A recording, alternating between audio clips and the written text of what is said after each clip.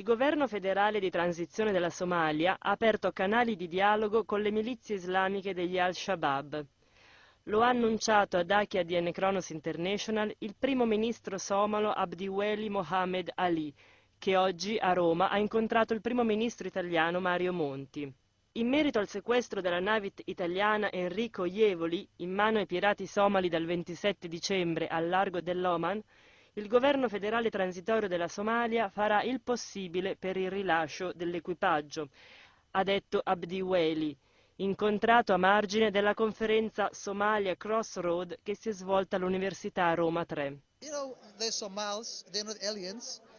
Gli Shabab non sono degli alieni, sono parte di noi. Nella misura in cui abbandoneranno la violenza, daremo loro il benvenuto a braccia aperte. Il nostro è il governo della pace, il governo della riconciliazione e quindi se rinunceranno alla violenza, perché no?